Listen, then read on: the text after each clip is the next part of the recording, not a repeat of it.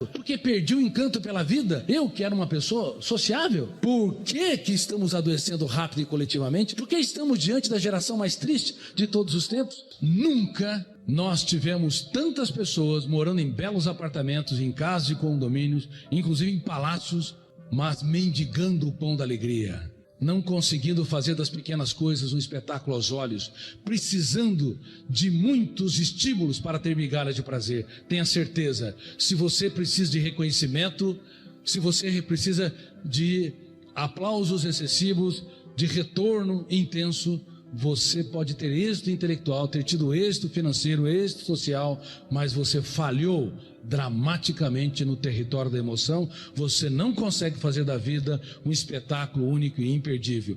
Por isso, todas as celebridades que eu faço gestão da emoção, seja no Brasil ou número 1 do mundo, fora do país, a primeira coisa que eu digo: você é celebridade, você tem uma desvantagem competitiva enorme, porque você, sem perceber, acionou um fenômeno ligado à construção de pensamentos que não foi estudado pelos grandes pensadores, mas está na base do psiquismo humano, chamado psicoadaptação. Psicoadaptação é a incapacidade da emoção humana sentir prazer ou dor diante da exposição de um mesmo estímulo. Por exemplo, uma pessoa comprou uma Ferrari, pagou mais de R$1 milhão, se sente bem, animado, alegre. Quando entra no carro, olha até que as pessoas o estão observando. Mas depois de 3 meses, esse fenômeno inconsciente, insidioso, diminui os prazeres, o encantamento. Ele faz com que a pessoa entre no carro como entra no banheiro da sua casa. Aí uma pessoa que nunca comprou um carro, que nunca teve oportunidade de dirigir o seu próprio veículo, comprou um carro, um veículo caindo aos pedaços. Quem sente mais prazer? Essa é uma grande tese. Quem é mais rico? O que tem a Ferrari ou aquele que não se psicoadaptou ainda e sente que teve êxito porque comprou o seu primeiro veículo? A emoção, senhoras e senhores, nós não sabíamos disso. A emoção é democrática. Ter não é ser. Quem tem $1 bilhão não é 1 milhão de vezes mais rico do que quem tem $1.000. Depende da capacidade do eu, que representa a consciência crítica, a capacidade de escolha, a autonomia, a identidade básica de fazer muito do pouco. Se uma pessoa fazer muito do pouco, se ele abrir os olhos para enxergar em outras perspectivas o seu filho, sua esposa, sua empresa, os seus problemas, ele abre o leque da sua mente para desenvolver respostas inteligentes nas situações estressantes. Caso contrário, ele se psicoadapta, olha o mundo de maneira míope, porque abre um mínimo de janelas da memória ou de arquivos, consequentemente não acessa milhões de dados para dar respostas inteligentes nas situações estressantes. Eu quero lhes dizer, com muita humildade, que eu sou autor de uma das raras teorias mundiais que estuda essa última fronteira da ciência. Durante mais de 30 anos, aqui no Brasil, onde não se valoriza a pesquisa básica, eu me arrisquei a entrar nessa empreitada desde quando estava no 2º para o 3º ano da faculdade de medicina, quando eu caí numa crise emocional, num caos, e eu percebi que as lágrimas que nós não choramos são muito mais cálidas e mais dramáticas do que aquelas que se encenam no teatro do rosto. A partir dali, eu comecei a fazer perguntas corretas, e toda pessoa que quer produzir conhecimentos tem de ter intimidade, não com a arte da resposta. Quem tem intimidade com a arte da resposta, quer responder a respostas rápidas e prontas, exerce uma ditadura intelectual, não consegue abrir o leque da sua mente para ser criativo, reinventivo, para dar respostas inteligentes nas situações estressantes. Bom, eu comecei a perguntar: o que penso? Por que penso?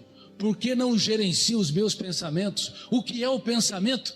Por que eu acordo cansado, fatigado? Por que perdi o encanto pela vida? Eu que era uma pessoa sociável, atravessei o caos emocional e eu comecei a escrever e reescrever, e foi um iluminar.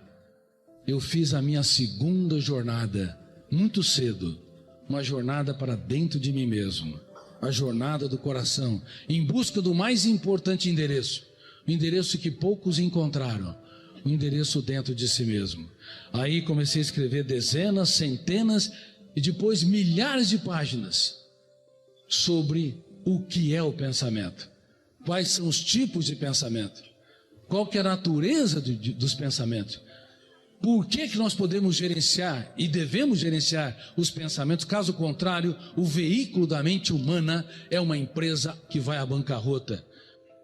Ninguém gosta de ir em velório. Se formos, vamos às lágrimas. Claro, algumas pessoas gostam porque elas relaxam nos velórios. Percebem as loucuras que elas estão fazendo no seu dia a dia diante de uma existência dramaticamente breve para se viver e tremendamente longa para se errar.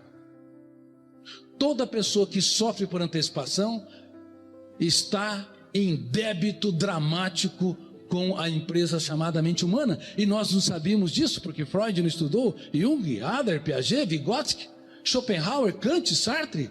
Eles não estudaram essa área. Deixe a sua mente livre, sem nenhuma gestão, que você vai acordar cansado, você vai sofrer por antecipação e você também corre o risco sério de ruminar perdas, mágoas e frustrações. Quando vocês são convidados para entrar numa casa de alguém, vocês obviamente vão contemplar aquilo que tem de melhor, os quadros de pintura, vão contemplar os móveis, se há um jardim, as flores. Alguém aqui teria coragem de entrar no banheiro e enfiar a cabeça na lata do lixo? Ou na cozinha, enfiar a cabeça na lata do lixo? Teriam coragem?